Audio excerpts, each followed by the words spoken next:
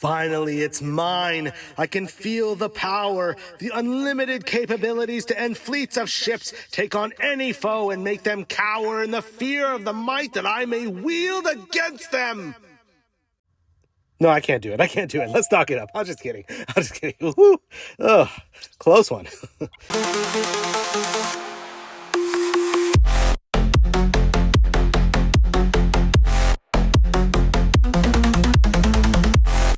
Hello pilots, and welcome back to another Eve Echoes video. Today I'm going to be flying the Adrestia. This is going to be the medium railgun heavy faction cruiser that's very similar to the Fiend, Celios, and Chameleon, but with different bonuses attached to it. And while I do have a special fondness for snub-nose railguns, I found that with the bonuses attached to this ship for increased disruptor range and web range, it might be best to do a long-range kiting fit. So let's get into it. Okay, so right away you can see the overall offensive DPS is about 1700. This is with using the medium long-range railguns in the top slots. So with the C-type medium rifled railguns, you can see I have an optimal range of about 38 kilometers with an accuracy falloff of 22 and a tracking speed of 16. And if you notice those numbers a little bit higher, that's because I'm using the kinetic burst implant, which we'll go over a little bit later. Moving down into the mid slots, I got my usual Explorer narrow scanner. This is to scan targets as small as possible without giving them the heads up that we will be scanning. Then we get into the bread and butter of the build, which is going to be a 41.25 optimal range on our warp disruptor. And for our stasis webifiers, you're going to see a longer range as well. Even with just the Republic Fleet stasis webifier, we got a 20.4 kilometer optimal range on our web. So really nice for range kiting fit. Down in the low slots, I've fit a little bit more DPS, just based on the fact that we shouldn't be taking any hits. So we've got double mag stabs, C-type, and then a large armor repair for any residual damage that gets through to our armor to buy us some time, as well as a DCU for that extra emergency pop. This actually also gets a bonus to the DCU activation time, so you'll see 18 seconds there instead of the usual 12 or 13, I think it is. And then, of course, I got the medium micro warp drive. You can fit an afterburner, but I wanted a little bit more speed for kiting, so I got a micro warp drive. Moving into the rigs, you'll see I have 3 of the Railgun Burst Aerator 3 rigs, just to keep our offense up as much as possible. Again, this is a kiting ship, so we want as much offense as we can squeeze out of it. You can fit a tier 4 damage on there if you have the extra money. Then over in the engineering side, I've got 2 auxiliary thruster 3s for the bonus to speed and a polycarbon engine housing 3, just so that we can maintain our optimal orbit as well as we can. So that is the mods and rigs. Let's go ahead and check out the Nanocore that I have equipped. I do have a gold Nanocore, but this is just going to be the Trailblazer AI core. So nothing special. It's not like the Dragon Chant. And if you see our basic attributes, it's 18% railgun damage and a horrible railgun capacitor roll. Instead of getting the railgun tracking speed or flight velocity bonus that I wanted, we ended up with a railgun capacitor, so not ideal. The next level, I do want to try and get the extra range to the stasis webifier as well, but we're a little bit low on materials, so we'll have to wait on that. And the bonus I get for it being a gold core is the inertia modifier. I don't have the second level unlocked yet, but that would be nice to have some warp stability or extra offense as well, so maybe later on down the road. One thing I do want to mention before we get into the implant is that if you do want to spend the extra money, you can upgrade these mid-slot items to the Predator status. So you'll see a Predator warp disruptor is going to add about 4 kilometers onto our optimal range for tackling. So instead of 41 kilometers, now we have 45, which means we can expand our orbit as well. Also, if you want to equip the Predator webs instead of the Republic Fleet webs, which is going to be much more pricey, you can equip 2 of those and it's going to extend your web range out from 20.4 kilometers to 22.2. And obviously for a kiting build, the longer range you can get on these, the better, although it doesn't really fit very well with our optimal range for our railguns or our disruptor range. So for me personally, I just decided to go with the lower quality for now, and then we'll kind of test and play with this ship and see what I like about it and maybe change up the build later on. Okay, so one last thing, let's go into the implants and talk about the kinetic burst implant. Now for most of my railgun ships, I actually really like using the high power coil just for its debuff to resistances and maybe even slowing the target down. But because we're going long range, I'm going to activate the kinetic burst implant and we'll go over its abilities right here. So using this implant just passively, it's going to increase your overall damage up to 24% if you have it maxed out, and your overall optimal range and fall off as well. This is, you don't even have to turn the ability on. These are going to be passive increases to your stats. Now, activating the ability is going to give you an increased chance for Fatal Blow, which is basically like an increased critical chance. However, it is going to reduce your tracking speed dramatically, so using this ability while in an orbit is not ideal. You want to be only using this when you're in a straight approach in a straight line to your target where tracking speed doesn't matter as much. For the level 15 ability, I've selected the Ion Bracketing Salvo. This is going to increase your optimal range while sacrificing your accuracy fall off. So this is all about getting as long range as we can. For the level 30 unlock, I went with the Damage Response passive skill. This is just going to passively increase my resistances without having the implant active and going. But if you wanted to squeeze out as much optimal offense as you can, you'd go with the lower ability to passively increase your Fatal Blow rate at the sacrifice of the actual Fatal Blow damage it does when it hits. Both choices are good in my opinion, but for me, I'd rather have the extra resist for PvP than a little bit tiny extra chance to crit. For the GUs, I have the Magnetic Field Stabilizer Overheating, level 10. That's for the extra offense. I have a Micro Warp Drive output boost. Definitely need to improve that. I got a Damage Control Overheating boost because we are using a DCU. And finally, I have an Armor Repair output boost, which is why my Armor Repair is doing 1600 per cycle, which is pretty good on a cruiser. Now, before I head out and do some actual PvP, I just want to go over some of the weaknesses of this build.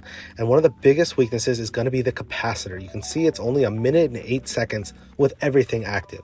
Now, this doesn't necessarily count a large armor repair because you're not going to be using that the whole time, but it still is going to suffer from capacitor issues. So if you did want to, you could exchange that large armor repair for a medium and then change out one of the offensive mods for a medium battery just to keep you going through longer fights, such as fighting battleships. For me right now, I'm looking more for cruiser-sized targets, so I'm going to actually opt to go with the extra offense on this for shorter fights. If you're going to be fighting longer fights, you definitely want the capacitor. If you're going to be fighting shorter fights like frigates through cruiser, you would probably want the extra offense. So we'll switch this back right now.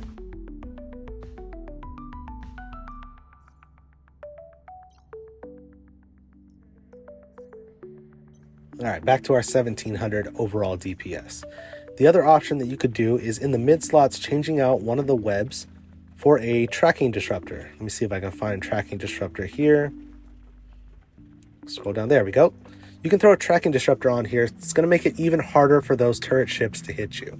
Now, theoretically, I should be going so fast that they shouldn't be able to hit me anyway, especially with large, long-range turret ships. So I am going to opt to go with a double web just so that in case another cruiser happens to jump on me, I'm going to have the web advantage. Because the last thing you want in a kiting ship is for something to tackle you at 0 kilometers and not be able to get away. Okay, that is going to be my fit for this video. Let's undock and see how it goes. Scanning down our first target out in nullsec, and we've got a Raven Navy issue. This is going to really test our DPS to see if we can take down this Navy issue battleship, especially because we have a pretty high populated system here, about 7 or 8 in local. The other downside is that we only have 2 points of disruption, so if this thing is awake and has a gold core whatsoever, it's likely going to be able to cover those 2 points and be able to get away, regardless of if we're able to tackle it or not. And I could go with 3 disruptors, but I feel like I really need those webs, so we'll just hope that we can hold this target down with the level 2 disruption and go from there. All right, landing here, he is still in the anomaly, which is great. We don't have a warp off, and we're actually pretty close, only 63 kilometers away. And with our extra range on the disruptor, we should be able to really quickly micro warp drive over to him, lock on, and get him disrupted before he can warp off. That's another great advantage of having that long disruption range, is that you can land about 50 kilometers in the anomaly and be pretty close whether they're fighting at 100 or at 0. All right, so my optimal range on my medium weapons is going to be about 38, so I'm going to orbit at 36 just in case it swings out a little bit. Our disruption range is 41, so we have some pretty good wiggle room in case he starts using some kind of a speed mod to kind of shake us at all.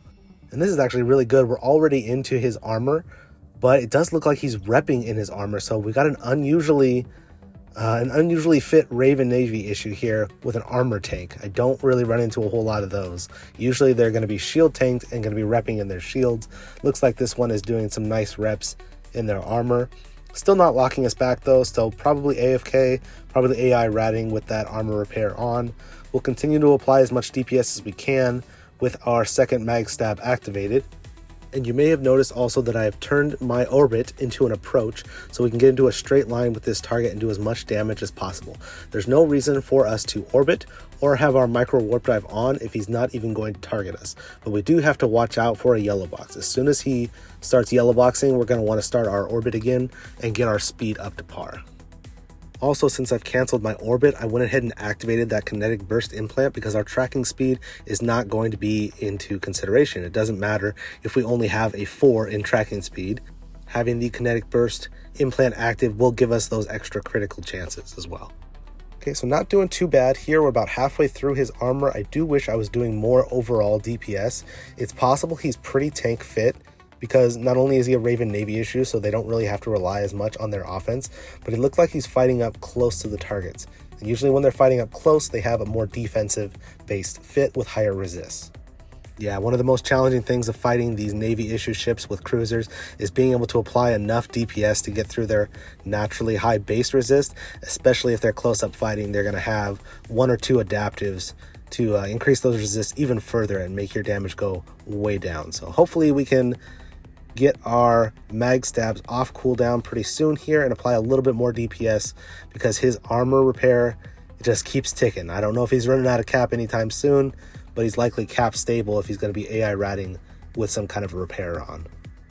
But we are in optimal position here. We're just sitting at a nice approach. 38 kilometers of our weapon range is just our optimal range here. So it's perfect position. We're not moving at all. He's not really moving. We should be applying max level DPS here. If we can just get into his hull, I think we'll apply a little bit more damage because he's probably not hull tanked. Let's hope. And if we can activate our mag stab once he's in hull, we should be able to take this target out. So still not locking back onto us, which is always great. You can take out these targets for free, but I have been in this system for a very long time, so I'm sure at some point somebody's going to try and scan me down and figure out what the hell I'm doing out here.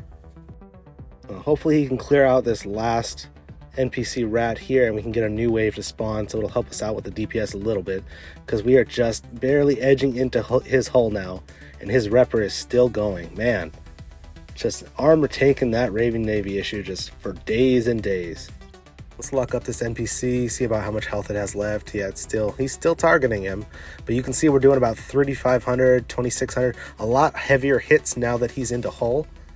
But we are going to still have to contend with his armor repair. You can see it just ticking up there every once in a while. We've got our mag stab off cooldown. Let's activate that, get a little bit more DPS going here. You can see when we're in armor, we're doing only about 1,000 to 1,500 damage. And then when we're getting some nice shots into his hull, we're hitting him a lot harder. So as long as we can keep that pressure on. Oh, okay, we got a Fiend here. Now's the time to turn on our micro warp drive and get our orbit going on this Raven Navy issue. Our DPS is going to take a hit, but we are so close to finishing this thing off. I don't want to warp away yet.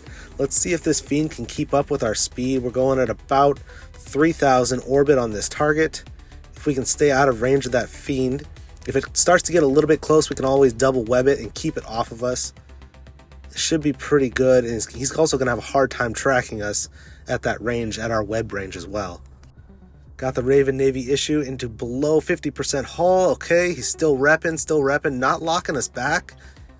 Let's make sure we're ready to target this Fiend if he gets a little bit too close. Man, I wish we could do some more DPS to this Raven Navy issue. It's so freaking close to going down. Come on.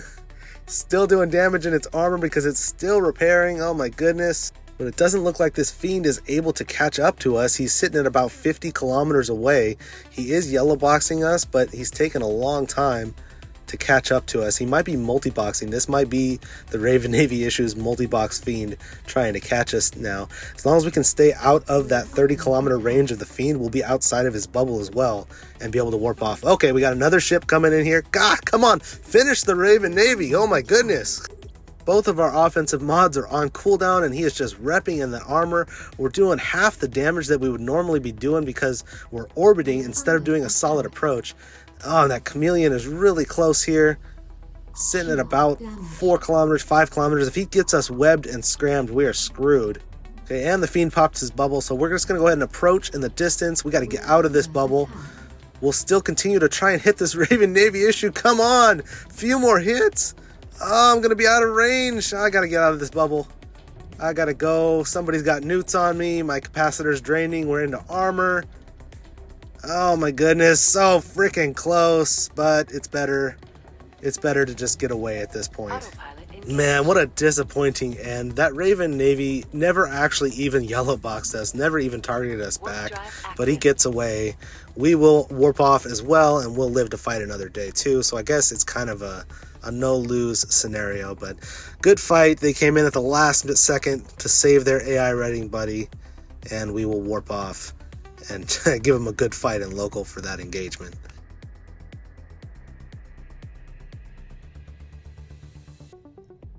So disappointing for our first fight with the Adrestia. Just didn't have the DPS to get through that Raven Navy issues tank. Really wish I had my Fiend DPS, which is about twice as much, but you know, this is the advantage that we have. We have a little bit more speed, and we have the double webs in case any cruisers try to lock us down. So every ship has its advantages and disadvantages, and we'll just have to deal with the lower DPS for this one. I'll bounce around a little bit so we can get a better angle on our exit point for the gate, and then we'll activate our scanner once we land and see if there's anything. Maybe that Raven Navy issue went back, or he's on the Citadel or something, and we can pick him off real quick. Let's open it up here. There we go, we landed. See what our scan tells us when it completes. We got 21 signals. We'll take the top one. Looks like 2 noise signals, so it's a smaller ship, maybe an interceptor or some kind. And he's already left. Okay, so it should be safe to just go ahead and warp to the next gate. We'll continue our path and see what else we can find. On the bright side, we were able to get outside of that Fiend's bubble range and warp away. So that is going to be the advantage of using a kiting ship. Very similar to when I used my Arbitrator, the Arbitrator 3 Covert Ops a long time ago. It had about a 34 kilometer orbit, so it allows me to warp off and not be locked down on the target that I'm fighting. So that's not too bad. We'll have to keep fighting and see how we do against other battleships. Maybe that one was just a little bit more tanky than it should have been because it was fighting up close. Most ratting battleships are going to be a little softer, squishier, especially the AI ratting ones, because they're just trying to get as much ISK as possible. Or, oh my goodness. I was not paying attention to the gates, and the Fiend and Chameleon have gone over here. Looks like they called my path out. Let's try and get outside of this bubble, and we should be able to outrun them. I don't think either one of them is super fast. But yeah, oh, I think my autopilot is on. Autopilot is on. Okay, now we're way too close. Try to get outside the bubble. Actually, you know what? It's probably better. Let's just go through the gate. Let's just go through the gate. Turning around 17 times here. Come on, Repper. Let's go, let's go, let's go. Really close. Oh my goodness. That was a close one. All right, we are all healed up and on a gate over in only space. Now I've got a Marzio following me around, so I'm just going to go ahead and approach into the distance here and wait on the gate and see about what distance he warps in at. If he's pretty far off, I might go ahead and take this fight.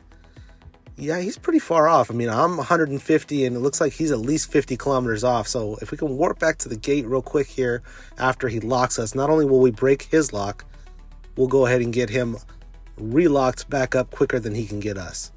So let's go ahead and target the gate now that we're past 150 kilometers. Turn off our micro warp drive and warp back to the gate here. See how far off he is. Yeah, about 50 kilometers away from the gate, so that's perfect. If we can tackle him, let's get our orbit going at about 36 kilometers. In theory, he should not be able to hit us because we have such a fast speed. But I know those large cannon ships do have pretty good tracking. Yep, there it is. There's the tracking. Let's put on our DCU just so we can get into a solid orbit here now that we're not on a straight line. Should be able to avoid damage a little bit better now that we're orbiting instead of going in a straight path. And we'll turn on our Repper just in case he gets some good shots into our armor. Okay, now he's still doing pretty good damage here. We're only going about 2,700 kilometers on our orbit, which is not ideal. I want to push that 3,000. Oh my goodness. Okay, nope, time to warp off. Warp off. Warp off. Okay, there we go. Goodness gracious. Really surprised at how well he was able to apply damage there, even going about 3,000 kilometers on an orbit. Really, really impressive that he's able to track me with those large cannons. Maybe it has something to do with his implant. I think it's the artillery implant that gives bonus to tracking speed. But again, the good thing is that we were able to use our disruptor at 41 kilometers and not have to have him have any disruption points on us, and we can warp away once we know that the fight's not going in our direction. So we'll call it a tie, but he definitely would have kicked my butt if I would have stayed around another few seconds. Scanning down our next target here, we've got one signal, and it is a Balgorn. So this is a great test for us. It's another battleship, which is kind of a downside. I was looking for more cruisers or frigates to try and fight this with, but we'll go ahead and engage this Balgorn because I know that they only have about a 30-kilometer web range. So we can orbit him outside of his web range and still have him disrupted. So we should be pretty good. Not only is it going to be outside of web range, it should theoretically be outside of any of his capacitor draining mods as well. So pretty good landing spot here. We're about 41 kilometers away, which is perfect. We can go ahead and lock him up, get our orbit going with our micro warp drive, and start applying as much DPS as we can. We'll activate one mag stab for now, kind of stagger him and see if we can do more damage over time. We don't really need to activate both at the same time because we're not charging an ability at all. He does have one large nude on us, but it's probably not going to be draining too much because we're so far away. We're about 36 kilometers on the orbit, and I think that's going to be just outside of the fall off for a standard large neutralizer. But again, he's really doing a great job of applying DPS to me. I'm very surprised. I'm over 3,000 kilometers per second, meters per second on my orbit, and these large weapons are just doing a great job of tracking me still. We got our armor rep on, but this is just not going to work out in our favor because we're already below 50% capacitor. Yeah, let's just warp away. So much for speed tanking these battleships. Okay, coming through the gate for our next fight here, we are going to be engaging with a Fiend on the gate, which is usually a horrible idea.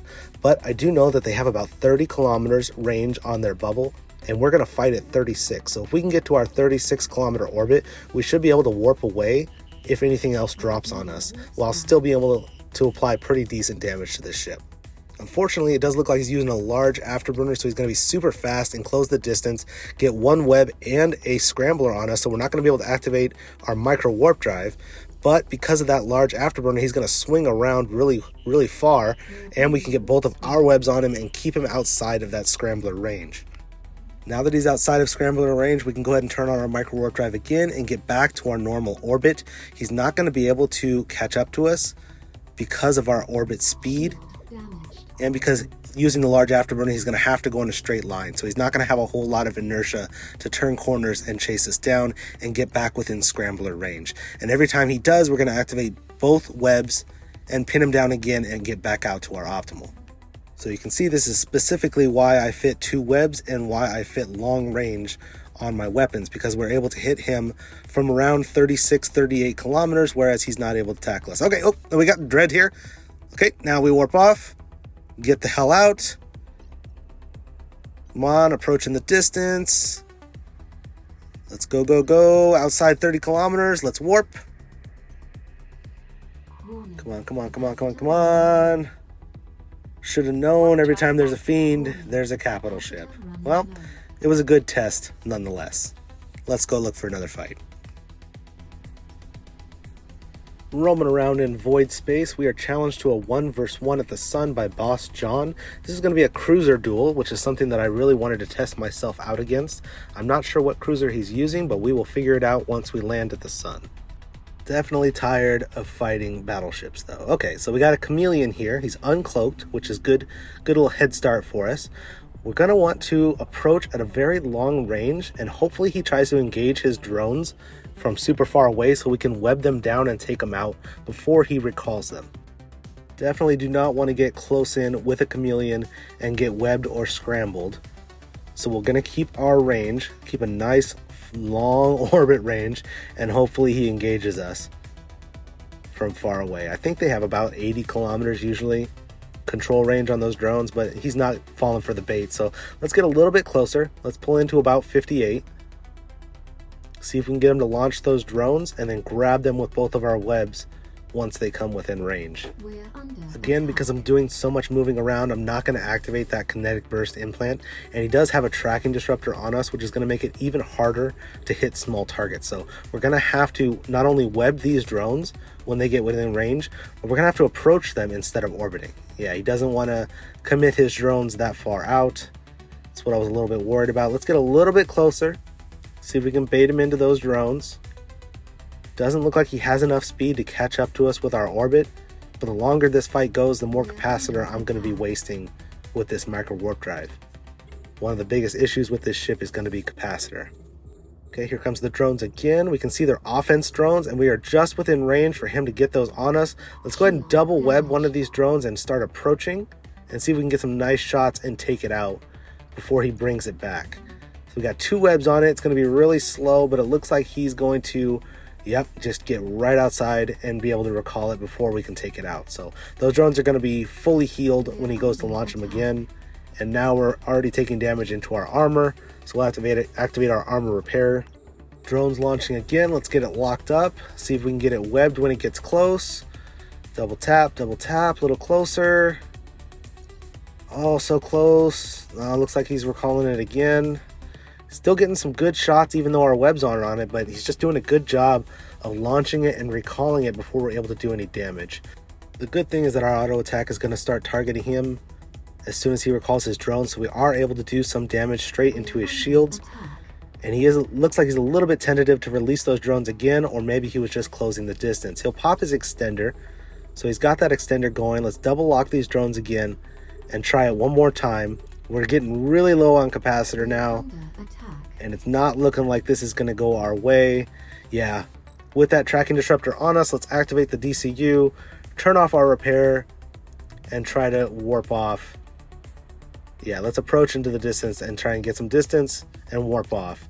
We're way too low on capacitor to continue this fight, and he's probably got a lot more capacitor than I do because his weapons don't cost anything. So another disappointing engagement, but really I had no other choice other than to go for his drones. Those offensive drones from the Chameleon just do way too much damage for me to try and ignore them and burst down a Chameleon. So good fight to Boss John, and it looks like we're going to have to go back to the drawing board on this fit and change some stuff around.